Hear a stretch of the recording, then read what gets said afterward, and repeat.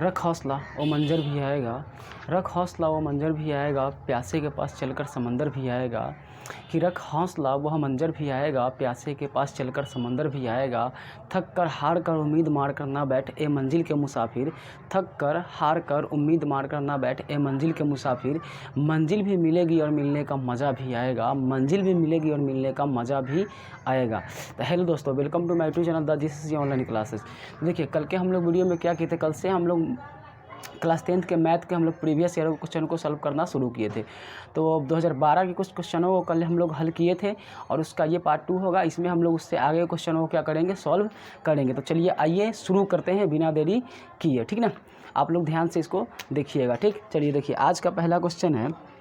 आज का पहला क्वेश्चन कह रहा है कि बिंदु, क्या कह रहा है यहाँ देखिए, कह रहा है बिंदु दिए हुआ एक 4,5, क्या दिए हुआ है, बिंदु 4,5 और कह रहा है बिंदु 4,5 और -3,2। कह रहा है इसके बीच के क्या करिए, दूरी बताइए। कह रहा है बिंदु 4,5 और -3,2 के बीच की दूरी बताना है, ठीक ना। तो देखिए तो दूरी सूत्र क्या होता है, पहले आप याद कीजिएगा। कोऑर्डिनेट ज्योमेट्री आप लोग पढ़े होइएगा 7 पार्ट में। तो 7 पार्ट में दूरी सूत्र क्या होता है, तो देखिए अगर मान लीजिए कि एक बिंदु यहाँ है, ये बिंदु ये है, इसका है 4.5 है, 4,5 है, और यहाँ एक बिंदु B है और इसका निर्देशांक दिया है -3 और 2, ठीक ना।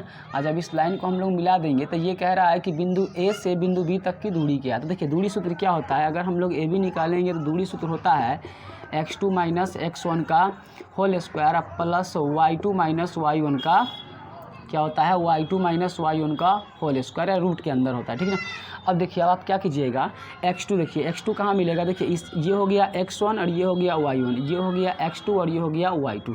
तो आपको कह रहा है x2, तो x2 कितना हो गया -3, तो -3 और फार्मूला का माइनस है तो माइनस, कह रहा है -1, तो सॉरी -x1, तो -x1 कितना है 4 है, तो यहाँ हो गया 4 और इसका हो गया होल स्क्वायर प्लस y2 कह रहा है, तो y2 कितना है, y2 2 है, माइनस कह रहा है y1, तो y1 कितना है, y1 5 है और इसका क्या होल स्क्वायर, और ये किस में है, ये रूट के अंदर है, ठीक ना।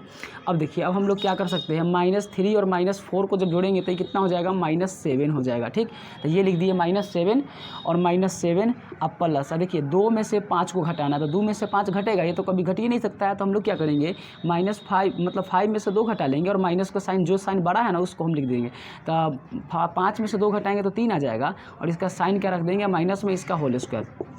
अब आगे देखिए 7 का जब स्क्वायर कीजिएगा तो 7 का स्क्वायर कितना आता है, 7 का स्क्वायर आता है 49, तो 7 का स्क्वायर 49 आता है, तो 49 लिख दीजिएगा। अब प्लस 3 का स्क्वायर कितना आता है, ये आता है 9, और जब 49 को और 9 को जोड़िएगा तो 9 9 81, 9 9 18 का कितना हो जाएगा, 9 9 18 के 8 हासिल 1 हो जाएगा, और 4 में 1 जोड़िएगा तो कितना आ जाएगा 5, ये हो गया आपका आंसर, ठीक ना। तो इसका आंसर क्या हो गया, आ गया 58। चलिए अगला क्वेश्चन देखिए, दूसरा क्वेश्चन।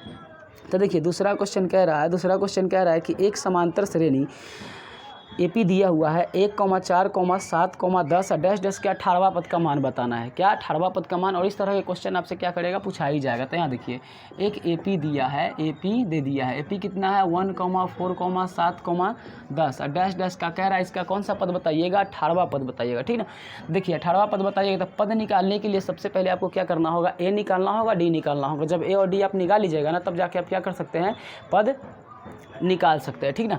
तो देखिए जब यहाँ से हम A निकालेंगे तो ये पहला पद होता है, तो A हो गया 1, और जब हम यहाँ से D निकालेंगे तो A2 - A1 होता है, तो 4 में से 1 घटा दिए तो कितना आ गया 3। अब कह रहा था 18वां पद, तो 18वां पद बराबर, 18वां पद क्या होगा, A + 17D। जितना पद कहेगा ना उससे एक D को खाट सिर्फ कम कीजिएगा तो आपका क्या होगा, पदों का मान निकल जाएगा। और इस तरह के क्वेश्चनों को आप अच्छा से सॉल्व कीजिए, क्योंकि 1 नंबर का ऑब्जेक्टिव आपको दे के ही जाएगा, ठीक ना। अब देखिए A का मान कितना रखिएगा, आप 1 रखिएगा, ठीक, और 17 × D के मान कितना रखिएगा, आप 3 निकाले 3 रखिएगा, तो 1 + और 17 कितना हो जाएगा, 51, 51 में 1 जोड़िएगा तो कितना आ जाएगा 52। तो ये हो गया आपका दूसरा क्वेश्चन का आंसर, ठीक ना। आशा करते हैं कि आपको सवाल क्या होगा, समझ में आ रहा होगा, ठीक ना। तो चलिए आगे देखिए, अब तीसरा क्वेश्चन क्या है, देखिए तीसरा क्वेश्चन इधर बनाते हैं, ठीक ना। तीसरा क्वेश्चन देखिए, तीसरा क्वेश्चन कह रहा है, तीसरा क्वेश्चन क्या कह रहा है, तो देखिए तीसरा क्वेश्चन कह रहा है द्विघात समीकरण 5x² - 4x + 2 = 0 का विवेचक ज्ञात करना है। क्या निकालना है, D निकालना है। देखिए एक द्विघात समीकरण दिया हुआ है 5x² माइनस 4x प्लस 2 बराबर 0, ठीक ना, ये दिए हुआ है। अब कह रहा है क्या कीजिए, इसका विवेचक बताइए। विवेचक का मतलब क्या होता है, तो विवेचक का मतलब होता है डी निकालना। क्या करना, डी निकालना होता है। 1 मिनट रुक जाइए। विवेचक का मतलब क्या होता है, विवेचक का मतलब होता है डी निकालना। तो डी निकालने के देखिए डी बराबर क्या होता है, डी बराबर होता है b² माइनस 4ac, ये है विवेचक, ठीक ना। अब देखिए इसमें क्या है, b है, हम अक्रावत AC है, तो पहले आपको B और AC पता करना होगा। तो जब B और AC पता कीजिएगा तो यहाँ देखिए A बराबर क्या हो जाएगा, तो A बराबर देखिए x² का जो गुणांक होता है ना वो ये कहलाता है, क्योंकि देखिए द्विघात समीकरण का सूत्र क्या होता है, ax² प्लस bx और माइनस c बराबर प्लस c बराबर 0 होता है, ठीक ना। तो देखिए तो x² के बगल में 5 है, तो ये 5 हो गया A। B निकालिएगा तो x के बगल वाला B होता है, तो x के बगल में -4 है, तो ये हो गया -4। और C निकालिएगा तो C तो सिंपल अकेला रहेगा, इसमें x नहीं लगा रहेगा, तो C कितना हो गया 2, ठीक है। अब इसका कह रहा है क्या कीजिए, D निकालिए। तो D बराबर क्या होता है, b² माइनस 4ac। अब देखिए B का मान -4 रखिएगा, तो यहाँ -4 के स्क्वायर और 4 गुने 5 और गुने 2, ठीक ना। तो अब देखिए इसको गुना कीजिएगा तो 4 चौका क्या आ जाएगा 16, और इसको गुना कीजिएगा तो कितना आ जाएगा 4 × 5 = 20, 20 दूना 40, 20 दूना जब 40 आ गया। अब देखिए 40 में से 16 घटेगा, नहीं घटेगा, तो हम लोग क्या करेंगे, 16 में से 40 मतलब घटा ही नहीं पाएंगे, तो हम लोग क्या करेंगे, 40 में से 16 घटाएगा, चिन्ह माइनस लिख देंगे, तो कितना आ जाएगा, देखिए 10 में से 6 घटा तो 4 और ये बच गया 3, 3 में से घटा 1 तो 2, माइनस क्या आ गया 24। अब एक चीज़ है, जब -24 आ गया ना, जब -24 आ गया तो डी क्या हो गया, डी 0 से छोटा हो गया। जब डी 0 से छोटा होता है तो मूल्य क्या हो जाता है, अवास्तविक हो जाता है। क्या हो जाता है, अवास्तविक। जब भी आप डी निकालिएगा, डी का मान आपको ऋणात्मक आ गया, मतलब 0 से छोटा आ गया, तो मूल्य क्या हो जाएगा, अवास्तविक हो जाएगा। इस ध्यान में रखिएगा, ठीक ना। तो ये क्या हो गया, अवास्तविक। लेकिन यहाँ क्या कह रहा था, सिर्फ डी बताना था, डी निकाल के बता दिए, मूल नहीं बताना था कि मूल क्या होगा इसका, ये नहीं बताना, सिर्फ डी बताना, ठीक ना। तो चलिए अगला क्वेश्चन देखिए, इसको हम साफ कर देते हैं, फिर अगला क्वेश्चन को बनाते हैं, ठीक ना।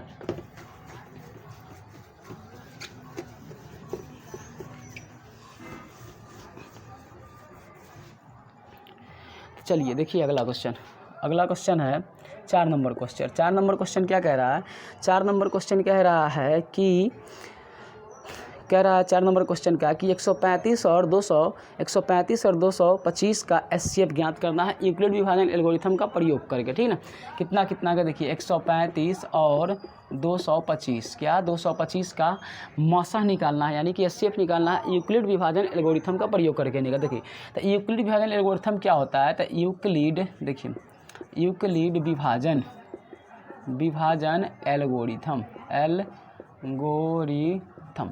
ये क्या कहता है, ये कहता है देखिए a बराबर BQ प्लस R, ठीक ना। देखिए यूक्लिड विभाजन क्या होता है, a बराबर BQ प्लस R, जहाँ देखिए ये जो है ना ये 0 से R जो होगा ना, ये 0 से बड़ा होगा या इसके बराबर होगा, और ये B से क्या होगा, B से हमेशा क्या होगा, ये छोटा होगा। ये होता है यूक्लिड विभाजन का ये क्या सूत्र हो गया, ठीक ना इसका। अब देखिए इस पर हम लोग बैठाएंगे कैसे, सवालों को बात को समझिएगा। जो हम लोग 8 क्लास में पढ़े हैं ना, 9th और 7th क्लास में हम लोग पढ़े, तो क्या पढ़ते हैं हम लोग, पढ़े रहते हैं कि भाज्य बराबर क्या पढ़े रहते हैं, भाज्य बराबर भाजक गुणे भागफल, और जोड़ क्या होता है, जोड़ होता है शेषफल, जोड़ क्या होता है शेषफल। बस इसी को ना क्या कर दिया, ये थोड़ा अंग्रेजी के लेटर से मतलब इसको डिफाइन कर दिया है, तो ये हो गया यूक्लिड परिमेय, ठीक ना। अब देखिए इसमें हम लोग क्या करेंगे, ए जो होता है ना भाज्य होता है, बी क्या होता है, बी जो होता है ना ये भाजक होता है, क्यू जो होता है ना ये भागफल होता है, आर जो होता है शेषफल होता है, ठीक ना। तो इसका कहने का मतलब हो गया कि जो रिमाइंडर आना चाहिए ना शेषफल ये 0 के बराबर होना चाहिए या 0 से बड़ा होना चाहिए, ठीक ना। और ये जो बी जो है भाजक, ये भाजक हमेशा रिमाइंडर से क्या होगा, ये बड़ा ही होगा, क्या होगा, हमेशा रिमाइंडर से बड़ा होगा, ठीक ना। और देखिए इसको बनाएंगे ना तो बड़ा आसान है। पहले क्या करेंगे हम लोग, 225 पहले लिखेंगे, और यहाँ देखिए 135। अब 135 में इसमें कितना से गुना करके कितना जोड़ना होगा, ये बात को समझिएगा। तो पहले देखिए 135 से भाग लगा दीजिए आप 225 में, कितना मरतबे लगाइएगा, 1 मरतबे लगाइए, क्योंकि 2 मरतबे तो ज़्यादा हो जाएगा, तो 0, 12 में से 9 आई कट गया 90। तो यहाँ देखिए 1 मरतबे लगाया, कितना आप जोड़िएगा, 90 जोड़िएगा, तो ये आपको हो गया। अब देखिए 135 बाहर आएगा, 135 बाहर आएगा, तो यहाँ क्या आ जाएगा 90 गुने, अब देखिए 135 में 90, अब देखिए अब 135 है, और इसमें भाग लगाइए आप 90 से, जब 90 से लगाइए तो फिर 1 मरतबे आप लगा पाइएगा, आपको शेष गिरेगा 45, तो 1 मरतबे जोड़ दीजिएगा कितना 45। जब तक जीरो ना आएगा रिमाइंडर तब तक आप क्या कीजिएगा, ये क्रिया करते चलिएगा, ठीक ना। और इस तरह से आप क्या कीजिएगा, मौसा बड़ा अच्छा से बना लीजिएगा। अब देखिए अब 90 बाहर आएगा, 90 बाहर आएगा तो 45, देखिए 45 दूना 90 जोड़ा गया 0। अब यहाँ 0 आ गया तो इसलिए SCF कितना हो जाएगा, 100 हो गया, SCF 135,225 बराबर कितना आ गया 45। तो ये हो गया आपका क्या हो गया आंसर, ठीक है ना। तो इस तरह से आप क्या कीजिएगा, SCF बना लीजिएगा, ठीक ना। चलिए अगला क्वेश्चन देखिए, अगला क्वेश्चन को हम लोग क्या करते हैं, सॉल्व करते हैं, इसको मिटा देते हैं, ठीक ना।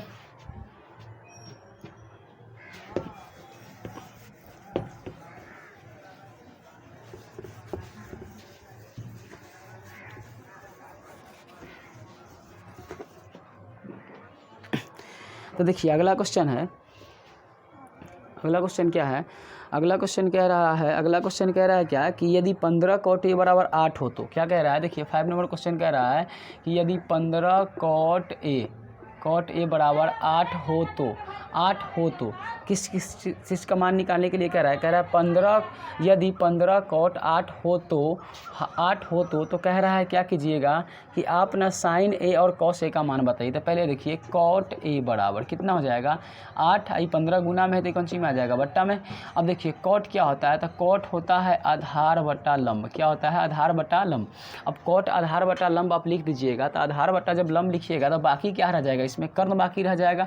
तो जब आप कर्ण निकालिएगा ना, तो कर्ण बराबर क्या होता है फॉर्मूला, रूट अंदर लंब के स्क्वायर प्लस आधार के स्क्वायर। अब देखिए लंब कितना है, तो लंब आपको हो गया 15, जब 15 के स्क्वायर कीजिएगा तो यह आ जाएगा 225, अब प्लस जब 8 के स्क्वायर कीजिएगा तो यह आ जाएगा 264, ठीक ना, 64 आ जाएगा। जब दोनों को जोड़िएगा तो ये पता है कितना आ जाएगा, 289 आ जाएगा। इसका 17 निकलता है, इसका 17 निकल गया। अब देखिए आगे इसमें क्या कह रहा था, अब कह रहा था कि साइन A और cos A का मान बताइए। देखिए तो साइन A आपको बताना है, तो साइन A, तो साइन क्या होता है, साइन तो होता है लंब बटा कर्ण, क्या होता है लंब बटा कर्ण होता है। अब देखिए लंब आप कितना है, तो लंब हो गया आपका 15 और कर्ण कितना है 17, इसका आंसर ये हो गया। अब कह रहा है cos है, तो देखिए cos कितना होता है, तो cos होता है आधार बटा कर्ण। cos क्या होता है, cos होता है आधार बटा कर्ण। अब cos जब आधार बटा कर्ण होता है तो देखिए आधार का मान आप कितना निकाले हैं 8 और कर्ण कितना 17, तो ये हो गया 8/17। इस तरह से क्या हो गया, इस क्वेश्चन को हम लोग सॉल्व कर दिए, ठीक ना। उम्मीद करते हैं कि आपको समझ में आ रहा होगा क्वेश्चन सब, ठीक। अगला क्वेश्चन देखिए 6 नंबर क्वेश्चन देखिए, 6 नंबर क्वेश्चन ही बड़ा ही मज़ेदार क्वेश्चन है और बड़ा ही सुंदर क्वेश्चन, अच्छा क्वेश्चन है, बोर्ड में पूछा ही जाता है। देखिए 6 नंबर क्वेश्चन कह रहा है, 6 नंबर क्वेश्चन क्या कह रहा है, 6 नंबर क्वेश्चन कि एक वृत्त के चतुर्थांश का क्षेत्रफल ज्ञात कीजिए जिसकी परिधि 44 सेंटीमीटर। देखिए कितना सुंदर क्वेश्चन है, कह रहा है कि वृत्त है जिसकी परिधि, देखिए परिधि कितना है 44 सेंटीमीटर है, और कह रहा है वृत्त के चतुर्थांश निकालिए। देखिए तो पहले वृत्त के चतुर्थांश का फार्मूला क्या होता है, आप ध्यान में रखिएगा। वृत्त के चतुर्थांश का फार्मूला होता है, देखिए चतुर्थांश का सूत्र क्या होता है, तो चतुर्थांश का फार्मूला होता है 1/4 पाई आर स्क्वायर। क्या होता है 1/4 पाई आर स्क्वायर, यानी कि वृत्त के फार्मूला का 1/4 होता है चतुर्थांश का फार्मूला, ठीक ना। अब देखिए तो पहले इसमें हमको पाई का मान तो पता हो जाएगा, 1/4 तो दिया, आर निकालना होगा। तो परिधि से हम लोग आर निकालते हैं, वृत्त की परिधि क्या होता है 2 पाई आर होता है, 2 पाई आर बराबर दे दिया आपको 44 सेंटीमीटर। अब देखिए ये हो गया 2 गुने पाई के मान आप रखिएगा 22/7, आर बराबर क्या हो गया 44 सेंटीमीटर। अब देखिए 22 दूना कितना हो जाएगा 44/7 इंटू आर बराबर 44 सेंटीमीटर। तो देखिए तो आर बराबर क्या आ जाएगा 44 गुना, ये 22/7 इधर गुना में है ना, तो इसको जब उल्टा 44/7 इधर गुना में उल्टा कीजिएगा तो इधर 7 बटा क्या हो जाएगा 44 हो जाएगा। तो इधर लिखिएगा आप 7/44। अब देखिए 44 से 44 कट जाएगा तो आर बराबर आपको क्या आ जाएगा, आर बराबर आ जाएगा 7 सेंटीमीटर, ठीक ना। अब देखिए अब आर जब आप निकाल लिए तो आपको अब निकालना क्या है, वृत्त के चतुर्थांश का क्षेत्रफल। तो देखिए चतुर्थांश का क्षेत्रफल क्या लिखिएगा, चतुर्थांश का क्षेत्रफल। तो देखिए चतुर्थांश का क्षेत्रफल क्या होता है 1/4 पाई आर स्क्वायर। तो देखिए तो 1/4 के 4, पाई के मान आप जान रहे हैं 22/7, आर का मान 7 निकाले, 7 को 2 बार रख दीजिए, 7 से 7 कट गया, इसको काटिए 2 दूना 4 कट गया, 11 दूना 22 कट गया, यानी कि ऊपर क्या बचा है 11 और 7 और नीचे बचा 2, तो यानी कि हो गया 11/77 सेंटीमीटर स्क्वायर। ये आगे आपका क्या आंसर, इसको काटिएगा तो दशमलव में आपको हाफ करके भी निकाल सकते हैं, ठीक ना। और इतना भी छोड़ दीजिएगा तो ये भी क्या हो जाएगा आपको सही है, और नहीं तो मन है इसको काटने का तो आप काट के ऐसे लिख सकते हैं, देखिए 3 दूना 6, 1 बचेगा और 7 बचेगा 17, तो 8 दूना 16, 1 बचेगा दशमलव देखिए 0, 5 दूना 10 यानी कि 38.5 सेंटीमीटर आपका क्या हो जाएगा, इसका आंसर हो जाएगा अगर दशमलव में काट के लाइएगा तो चलिए देखिए अब इसको मिटाते हैं और अगला क्वेश्चन हम लोग देखते हैं, ठीक ना।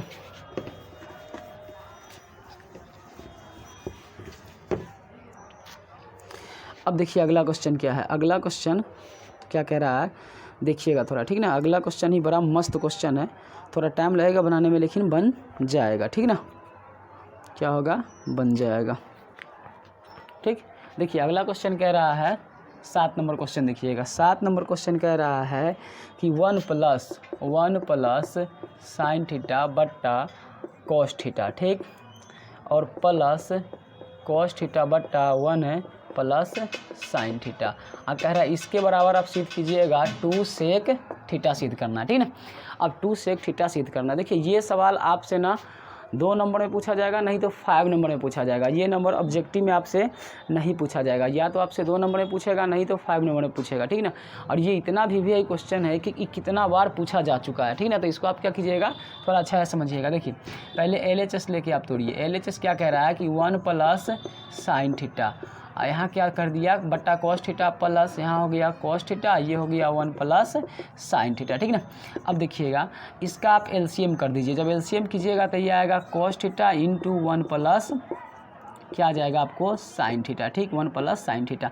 अब देखिए कॉस से कॉस कटेगा तो 1 प्लस साइन से 1 प्लस साइन में गुना होगा तो ये हो जाएगा 1 प्लस साइन थीटा का होल स्क्वायर। अगर आप हमको कहे कि आप हम बोलते हैं अगर आपको कि 2 गुने 2 होता है, इसको ऐसे भी तो लिख सकते हैं ना, 2 का होल स्क्वायर, या 4 भी लिख सकते हैं, तो हम लोग यहाँ कर दिए साइन स्क्वायर। अब प्लस देखिए 1 प्लस साइन से 1 प्लस साइन कट गया था, कॉस बचा, कॉस से कॉस में गुना हुआ तो यह क्या हो गया कॉस स्क्वायर थीटा। अब बात को समझिएगा, आप क्या कीजिएगा, इसको a प्लस बी के होल स्क्वायर तोड़िएगा। देखिए तो 1 के स्क्वायर 1 रह गया, प्लस क्या होता है 2ab, तो a की जगह पर तो 1 है और b की जगह पर साइन थीटा है तो 2 साइन थीटा। अब प्लस यहाँ क्या हो जाएगा साइन स्क्वायर थीटा, प्लस क्या हो जाएगा यहाँ कॉस स्क्वायर थीटा उधर वाला, ठीक। नीचे वाला को जैसे के तैसे रह दीजिएगा कॉस थीटा और 1 प्लस साइन थीटा का साइन थीटा ही रह दीजिएगा, ठीक है।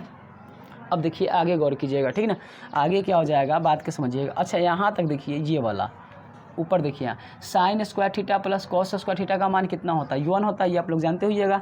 तो 1 अब प्लस यहाँ हो गया 2 साइन थीटा, अब प्लस इसका मान हम लोग रख दिए 1, ठीक। और नीचे क्या लिखे, नीचे लिखे cos theta into cos theta into 1 plus sine theta, cos theta into 1 plus sine theta, ठीक ना। यहाँ तक आपको समझ में आ रहा होगा। चलिए आगे देखिए अब क्या करते हैं हम लोग, आगे इसके आगे हम लोग क्या लिख सकते हैं, यहाँ देखिए, ठीक। अब देखिए जहाँ तक तो आ गए, अब इसके आगे इधर लिखते हैं, ठीक ना। अब देखिए 1 और 1 को जब जोड़ेंगे तो ये क्या हो जाएगा 2, अब प्लस यहाँ क्या रह गया 2 साइन थीटा, ठीक ना, 2 साइन थीटा हो गया। और यहाँ क्या है, यहाँ है cos theta 1 plus sine theta, क्या है 1 प्लस साइन थीटा, ठीक।